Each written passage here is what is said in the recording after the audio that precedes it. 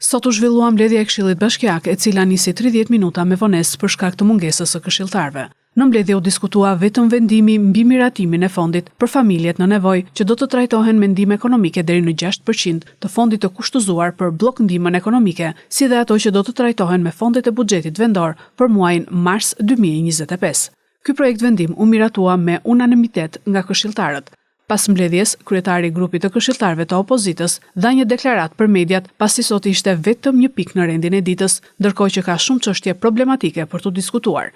Shumë nga ne këshilltarët kanë menduar dhe janë befasuar, sepse në këtë mbledhje kemi pasur vetëm një pikë në rendin e ditës, një pikë e cila është rutinë e përmuajshme, ndihma ekonomike,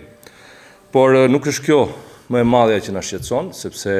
normalisht jemi në muaj fushate dhe në këtë muaj ndoshta nuk lejohen investimet, jo ndoshta, por ligji i ndalon që të ketë investime nga ana e bashkisë, por gjithsesi përditshmëria dhe puna e bashkisë vazhdon dhe në mos investime ka shkresa të tjera dhe në një farë mënyrë këtu tek ne faktohet puna që ka bërë bashkia deri më sot. Kjo bashki e di që nga njëra anë do të na thotë që pse shqetësoheni që ka vetëm një pikë në rendin e ditës, sepse dihet botërisht që nuk ka investime në këtë muaj fushate, por nga ana tjetër investimet vazhdojnë, në thonjza. Investime gjysmake që i kemi parë gjithandej, po tentohet, e kam denoncuar dhe në mbledhjen e kaluar, që gjithandej bëhen investime të cilat nuk kanë asnjë lloj transparence dhe asnjë lloj standardi. Na e kanë përdorur tek qytetarët dhe qytetarëve i thuhet që ne jemi dakord që të bëjmë investime, por opozita është ajo që e ngre si shqetësim, por shqetësimi jon nuk është fakti që po bëhen investime. Shqetësimi jon është fakti që këto investime janë transparente dhe jo cilësore. Nga ana tjetër, këtu nuk u tha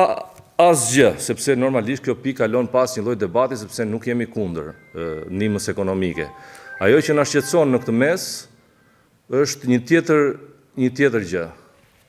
Këtu me vrap thirrën në telefon këshilltarët, sepse ata e përbëjnë pozitën, këshilltarët e PS-s, për të votuar buxhetin apo gjëra tjera që i intereson bashkisë, por sot në një pikë kaq delikate që nuk mundet rri pa u kaluar, u desh ndihma e opozitës që të plotësojë kuorumi që ky projekt akt ndihma ekonomike e përmuajshme të kalonte. Pra, këta marrin pasajdi anën sociale, ndihmën ndaj njerëzve, ndaj qytetarëve, quajnë një gjë të parëndësishme, siç u shprehen disa prej tyre, por ne, nga ana tjetër, jo se ishim në një numër shumë të lartë, por gjithsesi u desh që të vinte pikërisht të vinin këshilltarë të opozitës që të plotësonin kuorumin në mënyrë që mos pengohej ndihma ekonomike.